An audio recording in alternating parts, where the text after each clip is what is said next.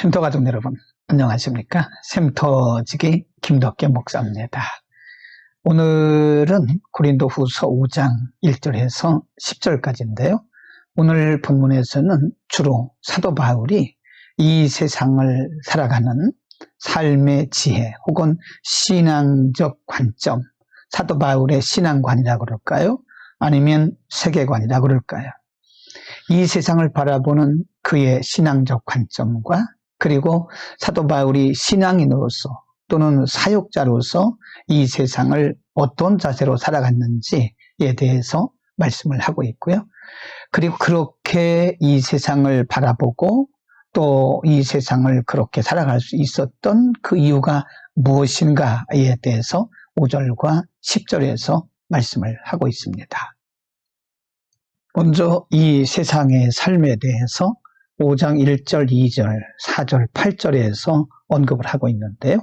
5장 1절에 보면 만일 땅에 있는 우리의 장막집이 무너지면 하나님께서 세우신 집, 곧 손으로 지은 것이 아니요 하늘에 있는 영원한 집이 우리에게 있는 줄 안다라고 말씀합니다.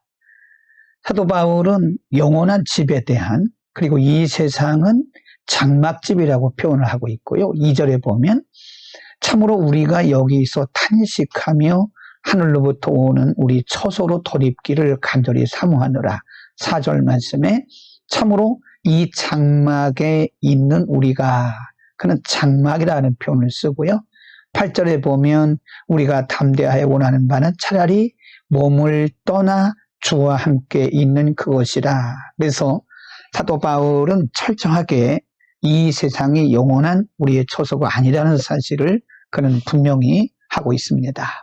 그리고 5장 1절, 6절, 7절, 9절에서 사도 바울은 자신이 이 세상을 살아가는 사역자로서 혹은 성도로서의 삶의 자세에 대해서 상세하게 언급하는데 이것은 사도 바울의 고백이라고도 볼 수 있겠습니다.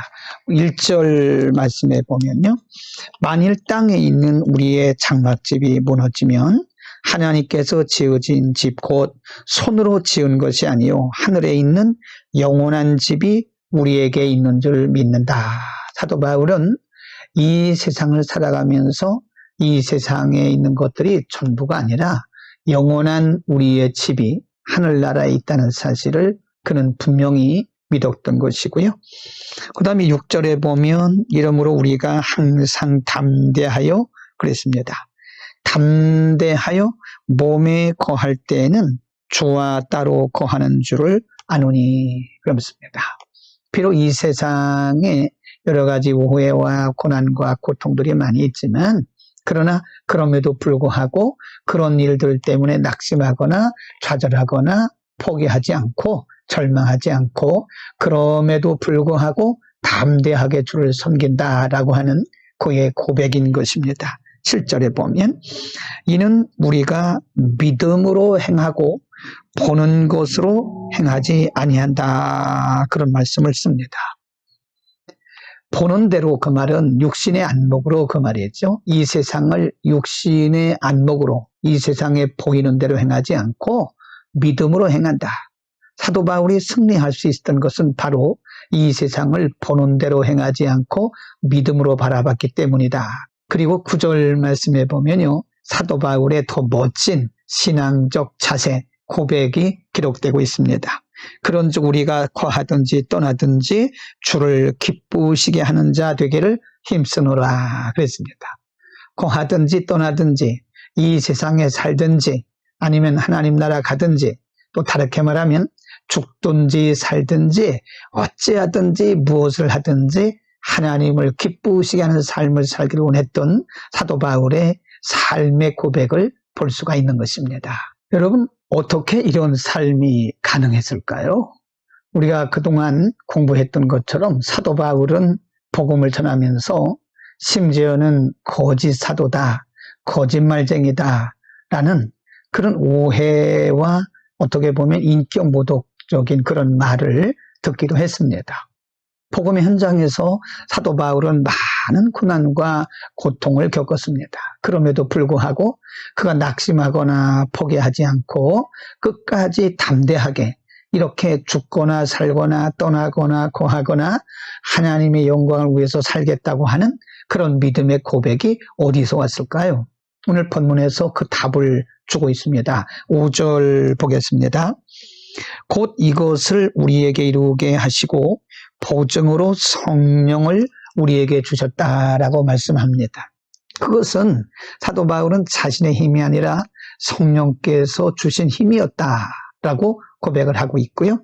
10절 말씀에 보면 이는 우리가 다 반드시 그리스도의 심판대 앞에 서게 하기 위함이다. 사도 바울은 항상 담대하게 사람을 두려워하지 않고 환경에 얽매이지 않고 담대하게 복음을 전할 수 있었던 것은 바로 성령님이 함께 하신다고 하는 믿음의 고백과 그리고 반드시 하나님 앞에 서고 바로 그날에 하나님께서 상 주신다는 사실을 그가 믿었기 때문인 것입니다. 여러분, 오늘 본문을 통해서 우리는 이 세상을 바라보는 신앙적 관점, 그리고 이 세상을 살아가는 신앙인의 자세에 대해서 공부를 했는데요. 여러분, 우리는 이 세상이 아무리 살기 좋고 화려하게 보여도 이 세상은 우리의 영원한 집이 아닌 것을 분명히 알아야 됩니다. 사도 바울이 고백했던 것처럼 이 세상은 장막집입니다. 장막이라고 하는 것은 임시거처죠. 우리의 영원한 집은 하나님 나라인 것입니다. 그래서 우리는 거하든지 떠나든지 죽든지 살든지 항상 예수님 바라보고 하나님을 기쁘시게 하려고 하는 삶의 목표가 분명해야 되는 것입니다. 이 땅에 먹고 마시는 것이 우리의 삶의 목표나 목적은 아닙니다. 우리가 이 땅에 있는 동안 사명 감당을 위해서 잠시 하나님께서 주시는 것이고 누리는 것이지 그것이 우리의 삶의 궁극적인 목표는 아닌 것입니다. 인생의 목표도 아니죠. 사도 바울이 오늘 본문에서 가르쳐 주신 대로 우리는 매 순간마다 우리 안에 내주하시는 성령님을 의지해야 됩니다. 우리에게 인치시고 보증으로 성령을 주신 하나님께서 보혜사 성령님께서 우리와 함께 하시는 것을 믿고 그분을 의지해야 되는 것입니다. 또 10절에서 사도 바울이 고백했던 것처럼 우리 모두가 다 하나님 앞에 서야 되고 또 그날에 우리가 행한 대로 하나님께서 반드시 상 주시게 될 것입니다. 상 주시는 이인 예수 그리스도를 바라보고 우리가 믿음으로 살아야 되는 것입니다. 히브리서 11장을 우리가 보통 믿음장이라고 그러잖아요. 11장에 보면 우리의 선조들, 우리 믿음의 선배들의 삶의 모습을 신앙적으로 관찰해서 기록을 했는데요. 우리의 믿음의 선조들, 우리 믿음의 선배들은 언제나 온전케 하신 이인 예수 그리스도를 바라봤고요. 무엇보다 상 주시는 이인 하나님을 바라봤던 것을 볼 수 있습니다. 우리가 하나님을 섬기는 일, 말씀대로 사는 일, 복음의 진보를 위해 살아가는 일, 그 만만치 않습니다. 이 세상이 그렇기 때문에 그렇습니다. 그러나 우리는 상 주시는 이인 예수 그리스도를 바라본다면 이 땅에서 일어나고 있는 크고 작은 어려운 일들 때문에 우리가 결코 이 소중한 일을 포기하지는 않을 것입니다. 오늘도 상 주시는 이인 예수 그리스도, 우리 안에서 역사하시는 내주하시는 성령님을 바라보면서 이 땅에 소망 두지 말고 영원한 주의 나라 바라보면서 각각 우리에게 맡겨주신 사명을 따라 열심히 수고하고 열매 맺읍시다. 기도하겠습니다. 거룩하신 아버지, 오늘 사도 바울을 통해서 이 세상의 존재 가치를 가르쳐 주시고 이 세상을 어떻게 바라보고 어떤 자세로 살아야 되는지 가르쳐 주심을 감사합니다. 우리에게 하늘나라 바라보는 신앙적 관점을 주셔서 이 땅에 우리의 소망을 두지 말게 하시고 우리가 열심히 주의 사역을 감당하되 주님 나라 바라보면서 상 주시는 이인 예수 그리스도를 바라보며 넉넉히 승리하는 우리 모두가 되게 하여 주옵소서. 예수 그리스도의 이름으로 기도드립니다. 아멘.